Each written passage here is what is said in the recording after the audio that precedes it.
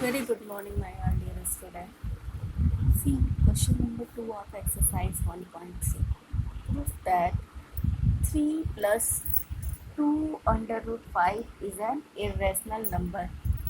देखो, सबसे पहले तो ये देख लेना कि जब इस टाइप के क्वेश्चन 4 नंबर में आते हैं तो सबसे पहले तुम्हें क्या करना होगा, रूट 5 को प्रूव करना होगा कि ये इरेशनल है. फर्स्ट क्वेश्चन प्रूव किया है ना. जब ये 4 मार्क्स में आएगा, कब ऐसा करना है, जब इस टाइप का क्वेश्चन 4 मार्क्स में आएगा तो पहले रूट 5 को हम इरेशनल प्रूव करेंगे, उसके बाद जो मैं सोल्यूशन यहाँ बताऊँगी ये करेंगे. ठीक है. अगर ये 2 मार्क्स में आएगा तो जो मैंने लिखा है इसी के अकॉर्डिंग आप सॉल्व करेंगे. देखिए, सबसे पहले हम ऐसे क्वेश्चन को सॉल्व कैसे करते हैं. Proof that 3 plus 2 root 5 is an irrational. तो ये सबसे पहले इसमें हम क्या करते हैं, जस्ट उसके अपोजिट हम लोग एज्यूम करते हैं. Let us assume that 3 plus 2 root 5 is a rational number. हम इसको क्या सपोज कर लेंगे कि ये रेशनल नंबर है. अब रेशनल नंबर है तो रेशनल नंबर की प्रॉपर्टी क्या होती है, P अपॉन Q के फॉर्म में होना चाहिए और B नॉट इक्वल टू 0 होना चाहिए और A और B इंटीजर भी होना चाहिए. ध्यान दीजिएगा, मैंने फ्रैक्शन के लिए क्या बताया था कि फ्रैक्शन में P अपॉन Q जो होते हैं वो होल नंबर होते हैं, लेकिन रेशनल नंबर की प्रॉपर्टी होती है कि P अपॉन Q के फॉर्म में हो, P और Q इंटीजर हो और Q नॉट इक्वल टू 0 हो. तो ये वाली प्रॉपर्टी यहाँ होल्ड करेगी. तो देखो 3 plus 2 root 5 equal to A upon B. अब यहाँ पे हमने लिखा है where A and B are coprime number. तो तुम सोच रहे होगे कि यहाँ को प्राइम नंबर क्यों लिखे हैं. कोई भी जैसे रेशनल नंबर, ये भी एक रेशनल नंबर है, सपोज कर लेते हैं, तो ये भी एक रेशनल नंबर है, लेकिन इसको हम ये भी तो लिख सकते हैं. ठीक है. तो यहाँ जो A अपॉन B लिखा है इसमें कुछ कॉमन नहीं है. ये जैसे 3 और 1 क्या है, को प्राइम नंबर है, तो यहाँ इसीलिए हमने क्या लिख दिया है, को प्राइम नंबर. ये को प्राइम नंबर या इंटीजर भी लिख सकते हैं. को प्राइम नंबर मैंने इसलिए लिखा है कि A और B में 1 के अलावा कुछ भी कॉमन नहीं है. को प्राइम नंबर क्या होते हैं, वो नंबर होते हैं जो या तो खुद से कट जाते हैं या फिर 1 से कटते हैं. Means that will be divided by itself or 1 and B not equal to 0. अब देखो इस क्वेश्चन को सॉल्व कैसे करना है. 2 under root 5 equal to A upon B minus 3. ठीक है. अब यहाँ पे एलसीएम ले लेंगे तो B एलसीएम हो जाएगा, तो यहाँ पे क्या हो जाएगा, A minus 3B upon B. यहाँ पे LHS में सेम टू सेम नोट कर लिया. अब ये वाला जो 2 मल्टीपल में है, इस मल्टीपल को इस साइड में 2 ले आएंगे तो हो जाएगा root 5 equal to A minus 3B upon 2B. Okay. अब यहाँ पे देखो जो A B या 2B है, यहाँ पे 2 और 3 तो इंटीजर हैं ही. इंटीजर में क्या होता है, नेगेटिव पॉजिटिव 0 सभी मिलके क्या बनाते हैं, इंटीजर्स बनाते हैं. तो यहाँ पे 3 और 2 तो इंटीजर है ही. A और B ये सभी क्या हैं, इंटीजर हैं और P अपॉन Q के फॉर्म में भी हैं. और 2B not equal to B, जब नॉट इक्वल टू 0 है तो 2B नॉट इक्वल टू 0 होगा. तो ये क्या कर रही है, पूरा का पूरा ये कौन सी प्रॉपर्टी होल्ड कर रही है, रेशनल नंबर का होल्ड कर रही है ना. रेशनल नंबर की प्रॉपर्टी क्या होती है, P अपॉन Q के फॉर्म में होना चाहिए और P और Q इंटीजर होना चाहिए और जो डिनोमिनेटर है वो 0 के इक्वल नहीं होना चाहिए. तो यहाँ पे देखो A और B को प्राइम नंबर लिया था हमने, तो को प्राइम नंबर भी हैं और ये इंटीजर भी हैं. तो A माइनस 3B भी क्या हो जाएगा, इंटीजर. 2B भी इंटीजर हो जाएगा, P अपॉन Q के फॉर्म में लिखा हुआ है already.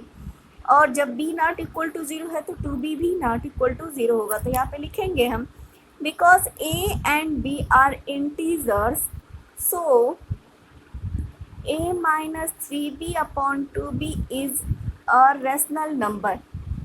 Under root 5 is a rational number.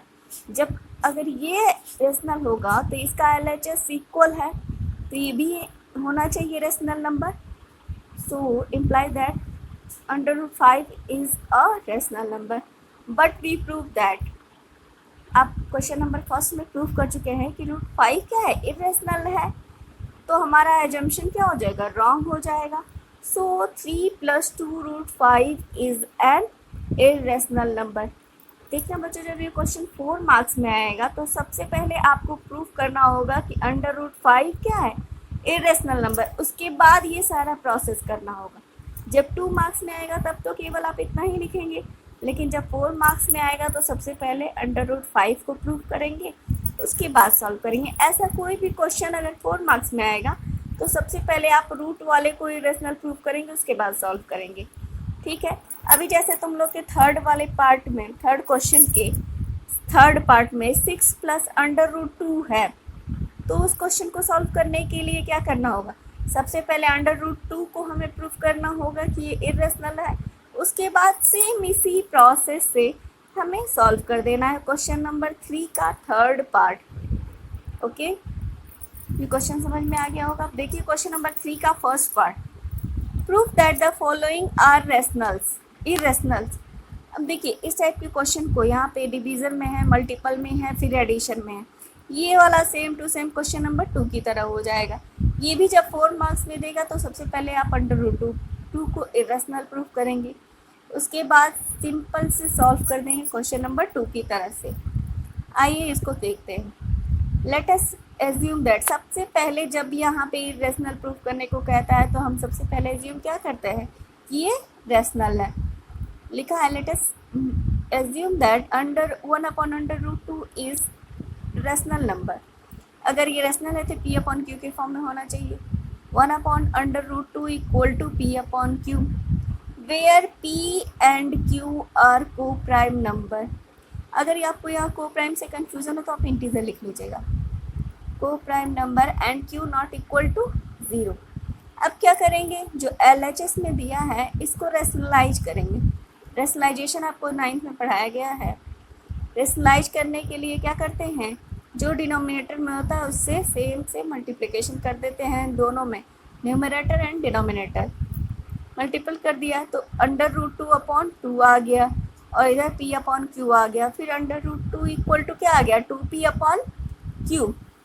Since P and Q are integer, P और Q इंटीजर था ही, तो 2P/Q भी क्या हो जाएगा, रेशनल हो जाएगा, क्योंकि 2P/Q भी इंटीजर हो जाएगा और Q नॉट इक्वल टू 0 है.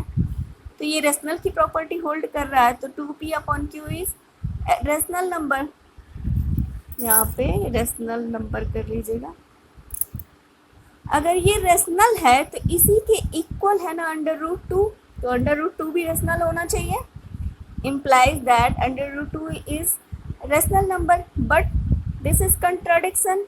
We know that √2 is irrational number, so 1/√2 is a irrational number.